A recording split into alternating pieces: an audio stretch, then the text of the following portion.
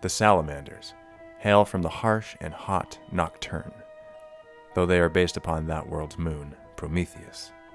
The moon occupies an erratic orbit, thus causing great seasons of severe tectonic activity and weather disruption on Nocturne.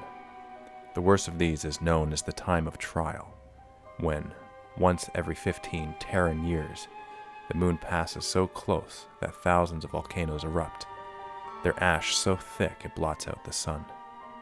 With the ground gripped by constant earthquakes at the same time as this ash winter, much of Nocturne becomes effectively uninhabitable. Rewards for enduring the time of trial can be great.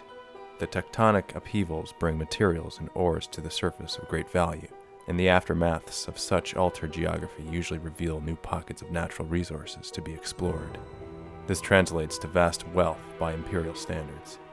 The Salamander's fortress monastery is located upon the giant moon, Prometheus, acting as the orbital dock for their space vessels. Nothing is currently known of the earliest days of the Salamanders, and even after the discovery of Vulkan, records are scant. They were apparently reorganized by Vulkan upon his assumption of command, with that organization said to still be in effect in their current form. With 7 companies to a chapter, each company being founded by the 7 different great settlements of Nocturne and commanded by a captain from that settlement. The number of chapters in the Great Crusade era Legion is currently unknown, but they had at least 14 companies.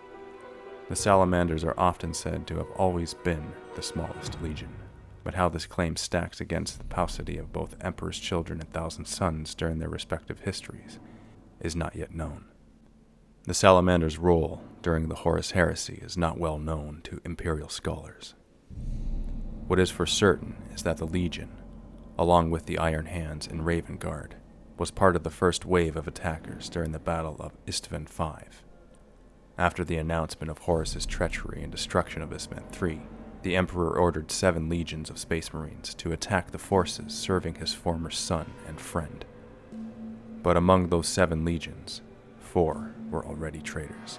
The initial landing force fell into a trap, and despite their martial skills, the 3 loyal legions were forced to begin a tactical withdrawal toward their landing site, which had been fortified by the 4 traitor legions forming the second wave. At this moment, the second wave opened fire on the retreating Marines, crushing them between the hammer of Horus's forces and the anvil of the fortified drop site. Despite a heroic defense, the 3 loyal legions were practically destroyed. All but a handful of battle brothers fell on that fateful day. After this sad defeat, the Salamanders, as well as the other 2 betrayed legions, were unable to perform any tasks the Emperor had planned for them, and spent the remaining time of the heresy rebuilding their forces. Although the Salamanders follow the Codex Astartes, they also follow the doctrines of their own Promethean cult. The Promethean cult places high emphasis on self-reliance, self-sacrifice, and loyalty. Symbols of the Forge, such as fire and hammers, are prominent throughout Promethean iconography. As such, flamers, melta-weapons, and thunderhammers are widely used throughout the chapter.